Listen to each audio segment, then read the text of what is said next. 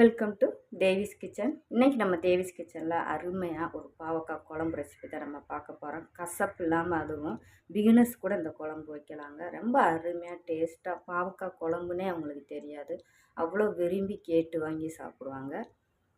நான் வச்ச மெத்தடில் நீங்கள் இன்றைக்கி பாவக்காய் குழம்பு வச்சிங்களாக்கா, அடிக்கடி மார்க்கெட் போனால் பாவக்காய் வாங்கிட்டு வந்து கண்டிப்பாக நீங்கள் குழம்பு வச்சு சாப்பிடுவீங்க. அவ்வளோ அருமையாக இருக்குங்க.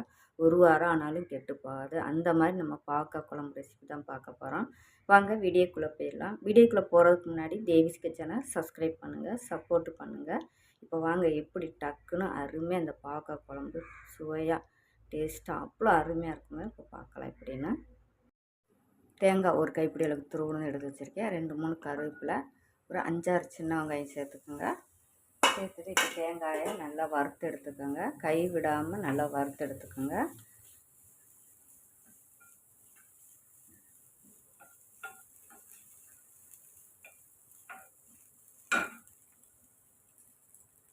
இது கூட ஒரு 1/2 ஸ்பூன் அளவுக்கு உளுந்து சேர்த்துக்கோங்க.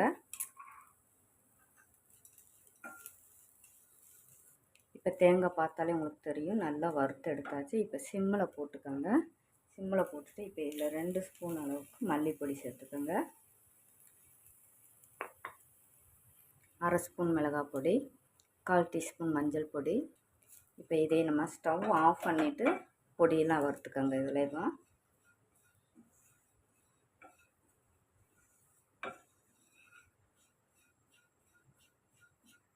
இதை இப்போ நம்ம அந்த சூட்லேயே நல்லா பொடியெல்லாம் நல்லா வறுத்து எடுத்தாச்சு. நல்லா உங்களுக்கு நல்லா வாசனையாக இருக்கும். அந்த ஸ்டைத்தில் நல்லா ஆற விட்டுட்டு நம்ம அரைச்சி இதை எடுத்துக்கிறலாம். இப்போ ஒரு மிக்சி சாறு எடுத்துக்கோங்க. இப்போ இதை நம்ம வறுத்து அரைச்சதை நம்ம பேஸ்ட்டை எடுத்துக்கலாம் அரைச்சி.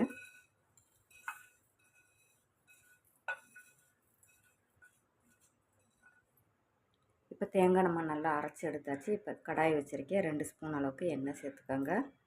எண்ணெய் காஞ்சதும் கட் பண்ண பாவக்காயும் சேர்த்துக்கோங்க.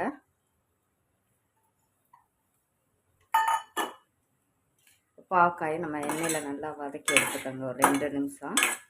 பாவக்காயை பிகினஸாக இருந்தால் நல்லா கட் பண்ணாமே நல்லா கழுவிட்டு நல்லா சுத்தமான ஒரு டபுள் வச்சுட்டு ஈரம் இல்லாமல் துடைச்சி எடுத்துக்கோங்க. அப்போ உங்களுக்கு பாவக்காய் இன்னுமே கொஞ்சம் கசக்காமல் இருக்கும். இப்போ பாவக்காயுமே நமக்கு நல்லா எண்ணெயிலே நம்ம வதக்கி எடுத்தாச்சு. இப்போ இது கூட ஒரு மிளகாய் கீரி எடுத்துருக்கேன், எடுத்துக்கோங்க. அதையும் சேர்த்துட்டு வதக்கிக்கலாம். வதக்கிட்டு இப்போ நம்ம தேங்காய் பேஸ்ட் அரைச்சி வச்சோம் பார்த்தீங்களா, அதையும் நம்ம சேர்த்துக்கலாம். நல்லா இந்த மாதிரி நைஸாக அரைச்சி எடுத்துக்கோங்க. இப்போ நம்ம பேஸ்ட்டையும் சேர்த்தாச்சு. இப்போ பாவக்காய்க்கு உப்பு சேர்த்துக்கலாம். உப்பு சேர்த்து வச்சு போச்சு. இப்போ உப்பு சேர்த்துட்டு கலந்து விட்டுக்கோங்க.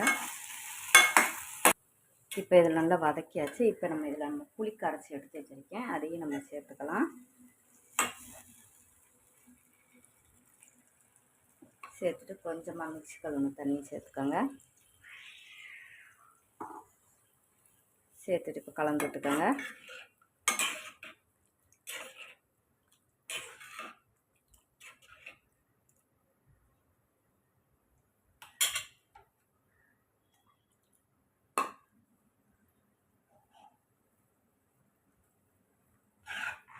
ஏற்கனவே நம்ம பாவக்காயில் இப்போ வதக்கும்போது உப்பு போட்டுருக்கோம், கொஞ்சமாக சேர்த்துக்கோங்க. 2வது குழம்பு வற்றி வரும்போது செக் பண்ணிவிட்டு சேர்த்துக்கோங்க. இப்போ இதை நம்ம ஹை ஃப்ளேமில் வச்சுட்டு ஒரு 2 நிமிஷம் கொதிக்க விட்டுக்கோங்க. இப்போ 5 நிமிஷம் ஆயிடுச்சு. நல்லாவே குழம்பு நல்லா வற்றி வந்துருக்குங்க. பார்த்தாலே உங்களுக்கு தெரியும் பாவக்காய் குழம்பு.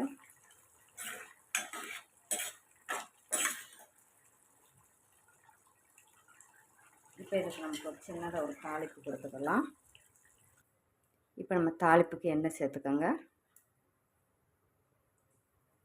இப்போ எண்ணெய் காஞ்சதும் கடுகு சேர்த்துக்கோங்க. 1/4 டீஸ்பூன் வெந்தயம். கடுகு வெந்தயம் பொரிஞ்சதும் இதில் கட் பண்ண வெங்காயத்தையும் சேர்த்துக்கோங்க தாளிப்புக்கு.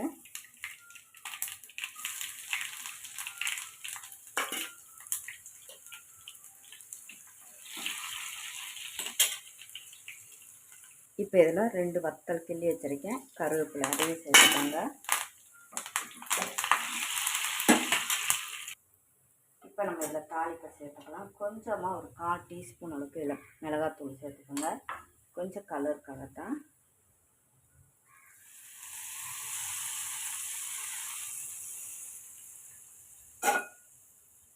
அருமையான நம்ம இன்றைக்கி பாவக்காய் வறுத்தரைச்சி கசப்பு இல்லாமல் குழம்பு ரெசிபி தான் நம்ம பார்த்துருக்கோம். 2 நிமிஷம் சிம்மில் போட்டு அடைச்சி எடுத்துக்கிறலாம். இது கூட கொஞ்சம் வெல்லம் இல்லைன்னா கருப்பட்டி சேர்த்துக்கோங்க. இப்போ நம்ம ஓப்பன் பண்ணிக்கலாம். அருமையான பாவக்காய் குழம்பு ரெசிபி தாங்க இன்றைக்கி நம்ம பார்த்துருக்கோம். பிகினர்ஸ் கூட இந்த மாதிரி இன்றைக்கி நான் வச்ச மெத்தடில் பாவக்காய் குழம்பு வச்சு சாப்பிட்லாங்க.